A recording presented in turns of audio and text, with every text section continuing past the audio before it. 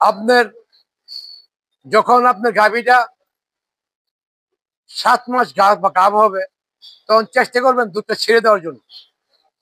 আমি হয়তো পারি না, আমার এখানে অনেক গাভী। আসসালামু আলাইকুম। ওয়ালাইকুম সালাম। ভাইয়া আমি একটু জানতে চাই বা দর্শকদের জানার ইচ্ছা এটা, বিশেষ করে খামারি যারা, তারা অনেক সময় ডেলিভারি সংক্রান্ত বিষয় নিয়ে অনেকটা ভুক্তভোগী। যে ডেলিভারির সময় বাচ্চা মারা যাচ্ছে বা পেটেই মারা যাচ্ছে, বা অনেক দেখছি যে 2 ঘন্টা 2.5 ঘন্টা ধরে ডেলিভারির চেষ্টা করা হচ্ছে, কিন্তু আপনার খামারে দেখলাম অনলি 5 মিনিট এর মধ্যে ডেলিভারি হয়ে যাচ্ছে।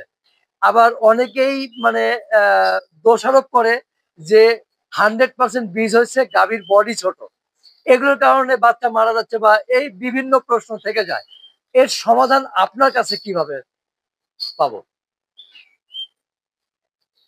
প্রিয় দেশবাসী ও খামারি ভাইয়েরা, পুরানা খামারি ভাইয়েরা, নতুন উদ্যোক্তা ভাইয়েরা, এবং যারা উদ্যোক্তা হতে থাকেন, দুটি কথা মনে রাখবেন। আপনার যখন আপনার গাভীটা 7 মাস গাভ হবে, তখন চেষ্টা করবেন দুধটা ছেড়ে দেওয়ার জন্য। আমি হয়তো পারি না, আমার এখানে অনেক গাভীগুলো এক সাইডে নিতে পারি না, তবু চেষ্টা করে যাচ্ছি। আপনারা চেষ্টাটা করবেন। আপনার যখন 8 মাস, 7 মাস, 7.5 মাস হয়ে যাবে, তখন গাভীটার শুকনো খাবার দিবেন, বেশিরভাগ খের খাওয়াবেন, গম বসি দিবেন, পানি খাওয়াবেন, ব্যাস। এইভাবে একটা 15 দিন কষ্ট দিবেন ওরে। একটু কষ্ট পাবে, একটু কষ্ট পাইলে যখন দুধটা শুকিয়ে যাবে, তখন পর্যাপ্ত পরিমাণ খাওয়ান দিবেন, ভালো খাবার দিবেন, সুষম খাবার দিবেন।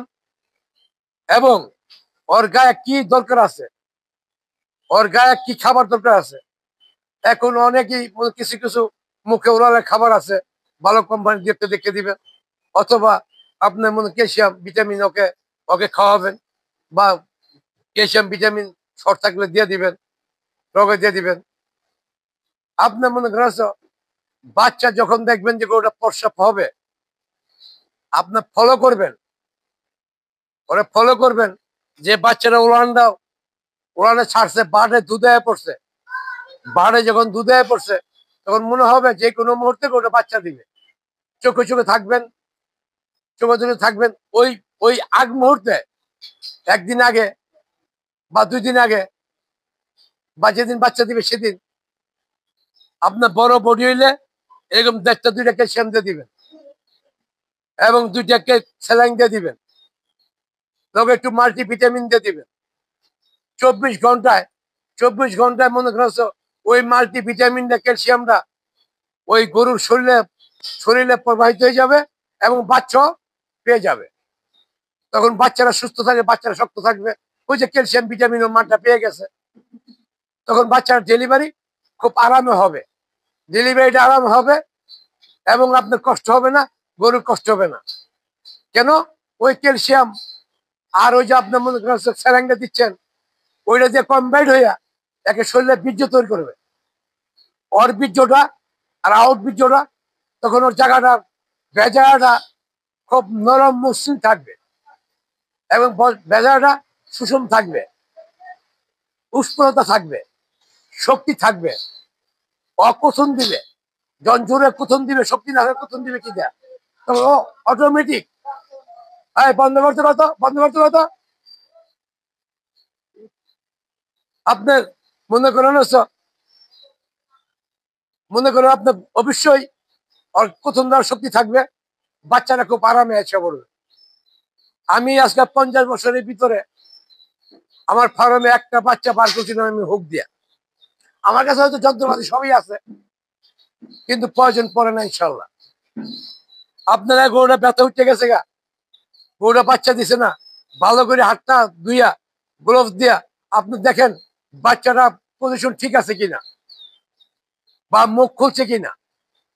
মুখ না খুললে জোর করবেন না, জোর করে হাত দিবেন না। যদি দেখেন মুখ খুলছে, মুখ খুললে হাত বাচ্চাটা ভালো ঠিক করতে আছে কিনা, সামনের পাউডার আছে কিনা, মাথাটা ক্লিয়ার আছে কিনা। আপনার মনে করেন তাহলে আর সমস্যা নেই। আপনার মনে করেন মুখ খুলে গেলে বাচ্চা টান্না আপনি আনতে পারবেন।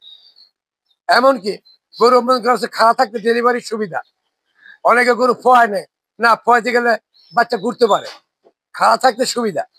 আর একটা জিনিস দেখবো অনেক গরুর পিসের পাও আসে, সমস্যা নাই। পিসের পাটা ভালো করে নির্ণয় করবেন, নির্ণয় করিয়া আপনার টান দিবেন, বাচ্চা হিসাব করবে। তাইলে যদি ওই মুহূর্তে বাচ্চা যদি আপনার মধ্যে বেশিক্ষণ সময় হয়ে যায়, বাচ্চারা পিসের পাও ধরে একটু ঝাঁকি দেন, ওই পেতে পুঁতে খাইছে কিনা মুখটা বাড়ি যাবে। বাড়িয়ে গেলে বাচ্চাটা যদি হার্টবিট করা মনে করেন, বাচ্চারা একটু কি করে দেখবেন বাচ্চা সুস্থ হয়ে গেছে। তারপর ওর মার শাল দুধটা খাওয়াই দেন, বাচ্চা টনটন হয়ে গেছে। এই বলে শেষ করছি। আসসালামু আলাইকুম।